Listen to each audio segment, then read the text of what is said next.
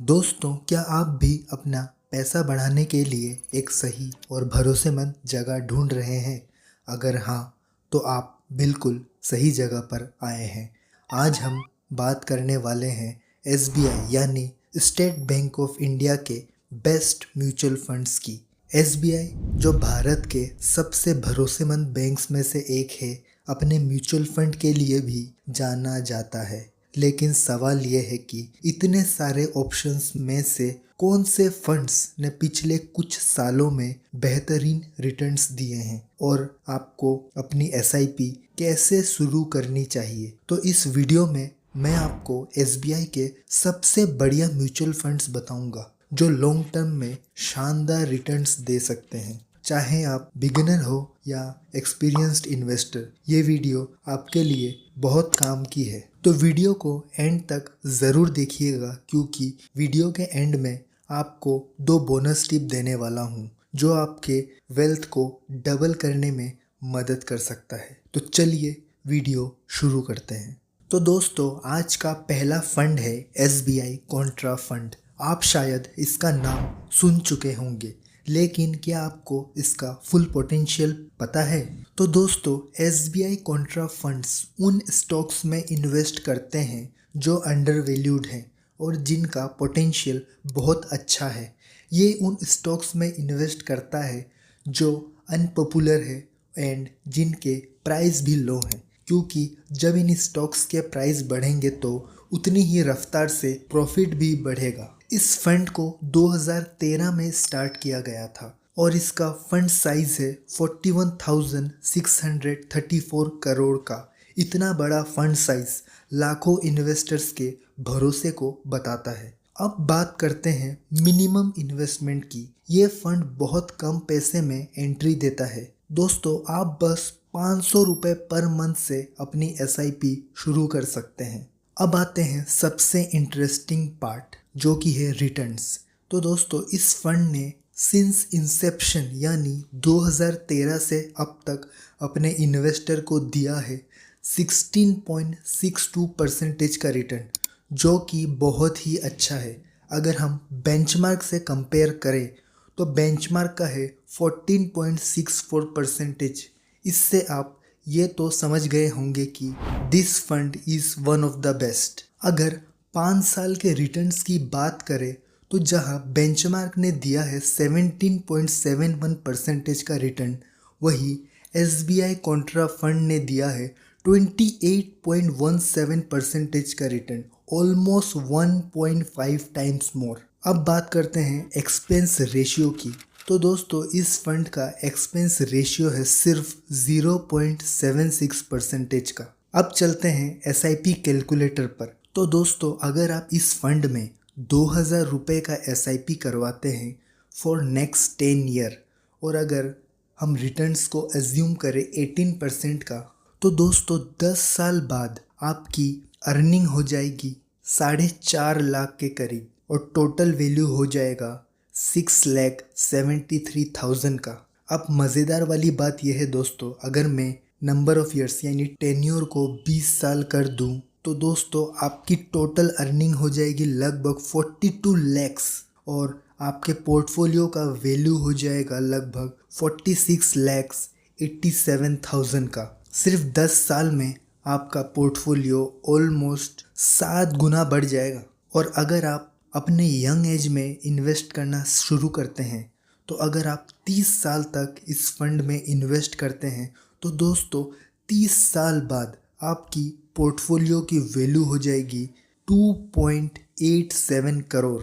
क्या आप बिलीव कर सकते हैं? ऑलमोस्ट 3 करोड़ का। बस 2000 हर महीने इन्वेस्ट करके आपको मिलेगा 3 करोड़। इतने रिटर्न्स आपको बहुत ही कम इन्वेस्टमेंट में मिलेंगे दोस्तों।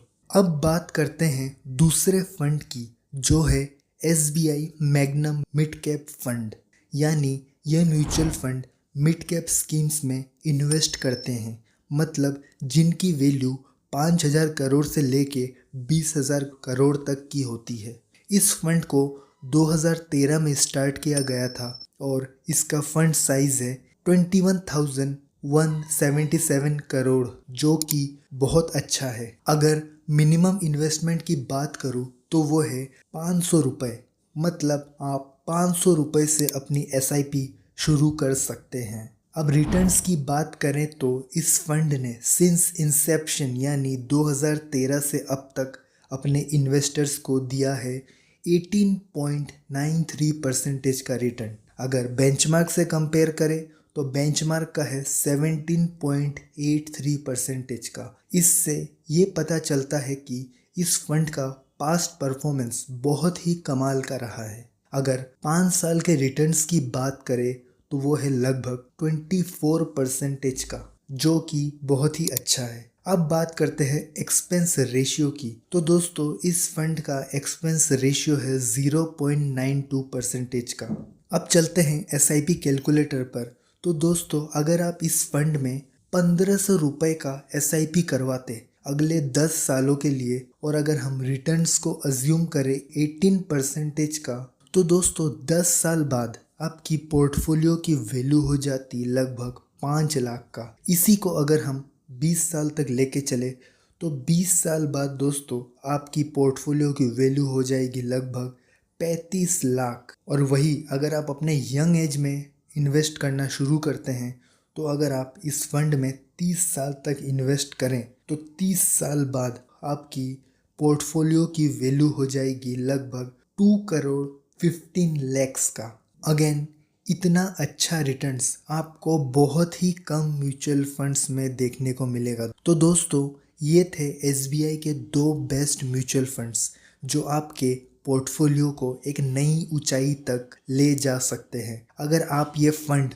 चूज करते हैं तो आप अपने फ्यूचर को एक स्ट्रॉन्ग फाइनेंशियल फाउंडेशन दे सकते हैं। अब जैसे कि मैंने वीडियो के स्टार्टिंग में बोला था अबाउट बोनस टिप, तो दोस्तों tip number 1, always invest in direct plan. हमेशा डायरेक्ट प्लान चूज करें क्योंकि यहाँ आपके रिटर्न्स ज़्यादा होते हैं और अननेसेसरी ब्रोकरेज चार्जेस नहीं लगते। अगर आपको इनका मतलब नहीं पता रेगुलर प्लान क्या है, डायरेक्ट प्लान क्या है, तो मैंने इस पे एक डिटेल्ड वीडियो बना रखा है, so do check that out.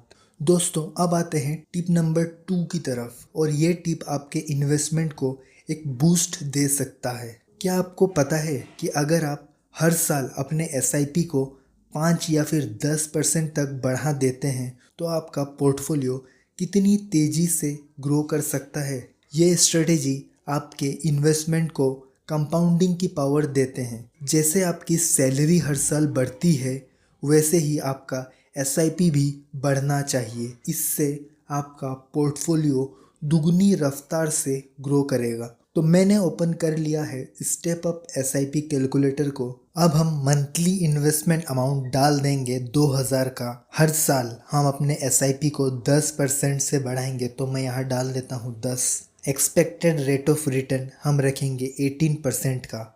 और दोस्तों अगर मैं टेन्योर 30 साल तक रखूँ तो दोस्तों 30 साल बाद आप इन्वेस्ट करेंगे सिर्फ 40 लाख के आसपास का अमाउंट, और इस पे आपको इंटरेस्ट मिलेगा 3 करोड़ 90 लाख के आसपास का। दोस्तों 3 करोड़ 90 लाख।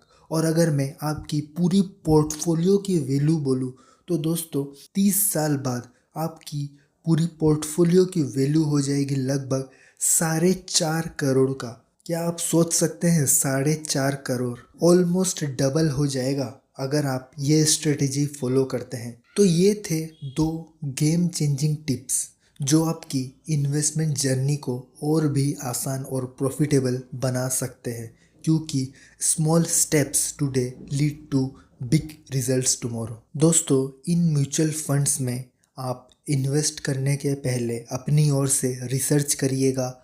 आपका रिस्क एपेटाइट कितना है, आपका गोल क्या है, कितने सालों के लिए आप इन्वेस्ट करना चाहते हैं, इन सारे पैरामीटर्स को कंसीडर करके ही आप फंड सेलेक्ट करिएगा। आज के वीडियो के लिए सिर्फ इतना ही। उम्मीद करता हूँ ये वीडियो आप सभी के लिए हेल्पफुल रहा होगा और जल्द ही मिलेंगे एक नए वीडियो के साथ।